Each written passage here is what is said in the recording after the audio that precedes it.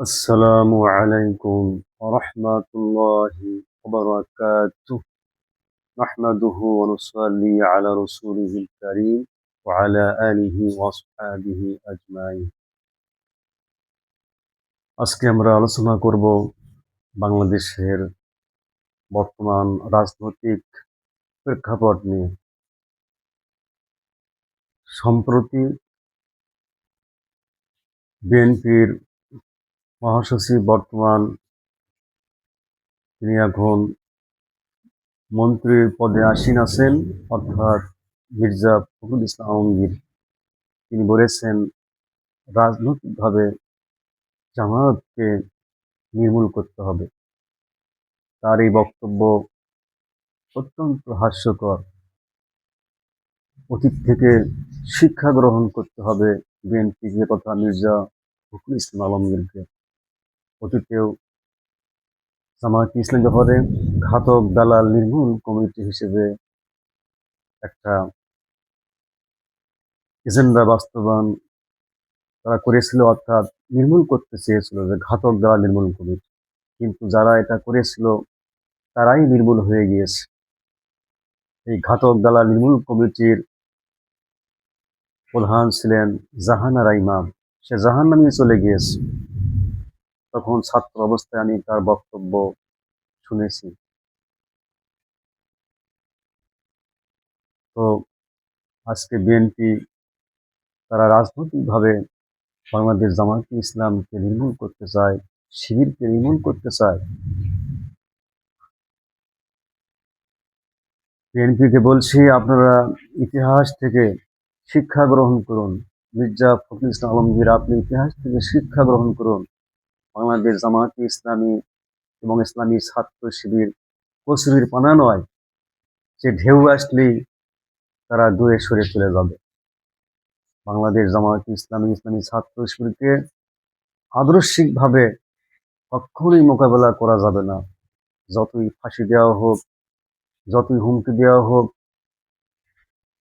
বাংলাদেশ জামায়াতে ইসলামী এবং ইসলামী ছাত্র শিবির তারা এগিয়ে যাবে ইনশাআল্লাহ। তার কারণ তারা মানুষের রাজনীতি করে না, তারা রাজনীতি করে কোরআনের, তারা রাজনীতি করে ইসলামের, তারা রাজনীতি করে করে দিনের, তারা রাজনীতি করে দেশের 18 কোটি মানুষের। সুতরাং বাংলাদেশের জনগণ বোঝে কে কোন ধারায় কি কথা বলে, কে কোন ধারায় রাজনীতি করে। বাংলাদেশ জামায়াতে ইসলামী ইসলামী ছাত্র শিবিরের জীবনধারা, তাদের পথ চলা, তাদের জীবনাচরণ বাংলাদেশ মানুষ জানে।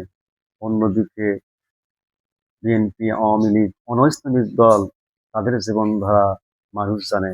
এবং জামায়াতে ইসলামী ইসলামী ছাত্র শিবির বাদ দিয়ে অন্য যে ইসলামী দলগুলো আছে তাদেরও জীবনধারা মানুষ জানে।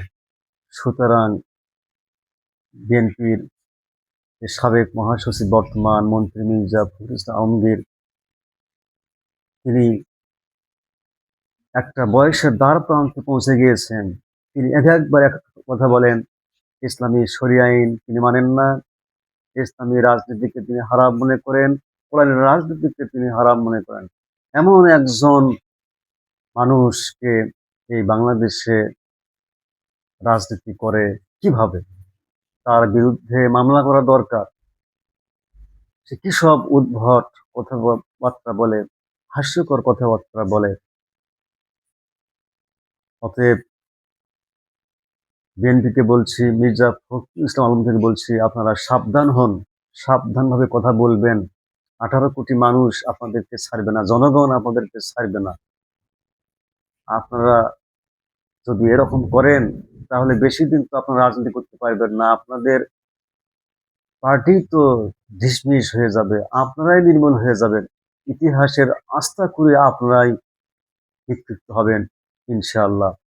সাবেক দল ছিল সেটা ধর্মনিরপেক্ষবাদী, অর্থাৎ সেই হাসিনা, সে তো পালিয়ে গিয়েছে। সে তো পালানোর কথা নয়, কিন্তু আল্লাহ রাব্বুল আলামিন তাদেরকে কি করেছেন, নাস্তানাবুদ করে দিয়েছেন। এটা আল্লাহ রাব্বুল আলামিনের বিরাট পরিকল্পনা। সুতরাং আওয়ামী লীগ থেকে, ঘাতক তাড়ালি মূল কমিটি থেকে বর্তমান বিএনপিতে তথা মির্জা ফখরুল ইসলাম আলমগীরকে শিক্ষা নিতে হবে, যাতে এই ধরনের কথাবার্তা না বলা হয়। মহান রব্বুল আলামিন বাংলাদেশে শান্তি প্রতিষ্ঠা করার তৌফিক দান করুন। এই আশায় শেষ করছি। আসসালামু আলাইকুম ওয়া রাহমাতুল্লাহি ওয়া বারাকাতুহু।